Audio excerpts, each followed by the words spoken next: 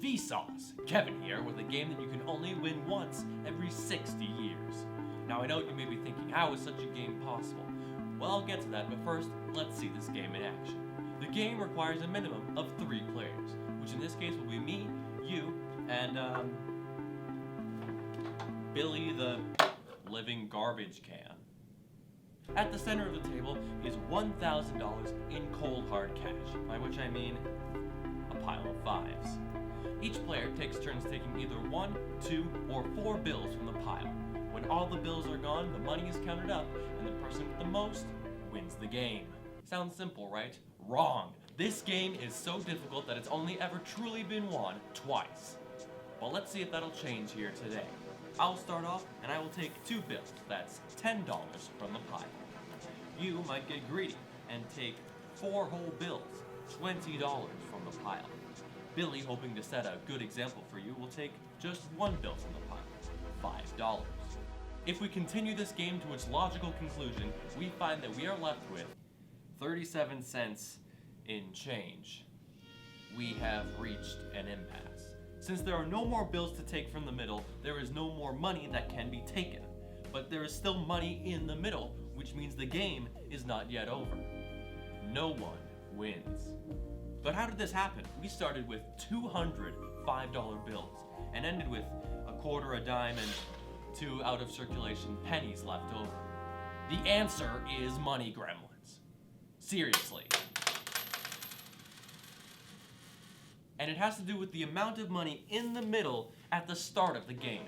If it is less than $800 or more than $1,100, this gremlin problem will not occur. But since we started with $1,000, that's well within the expected range, this gremlin problem will happen. Why? Well, to answer that, we have to go all the way back to this game's creation in 1956. Dr. Howard Stratfield of Placeholder University was attempting to create a game that demonstrated the human capability for greed with a game he called the Game of Greed. Very creative, Howard. While testing out different amounts of starting money, Stratfield noticed that none of the test games were being won.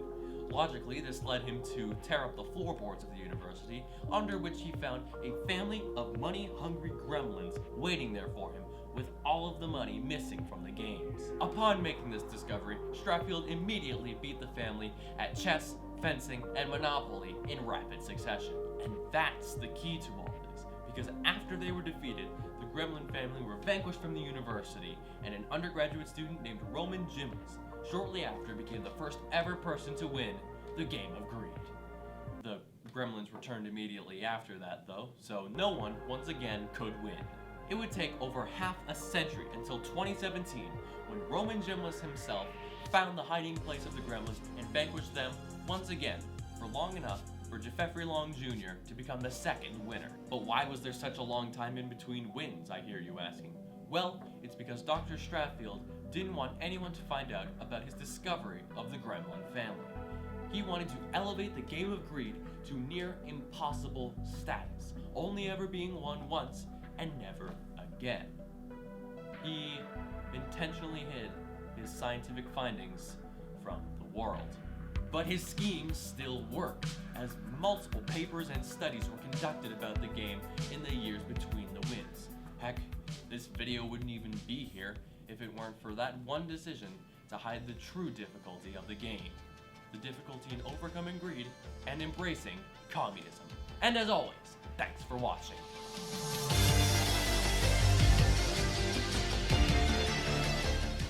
I want to give a big thanks to First Ticket for sponsoring this video. First Ticket is a browser extension that guesses your password before you've even started typing. I use First Ticket every day to make sure that I never have to remember any of my passwords. For a limited time only, First Ticket are offering 18% off your first 2 months with the service. All you have to do is go to firstticket.com/Vsauce2 and in the What's Your Mother's Maiden Name section, just write Vsauce2 so they know you came from here.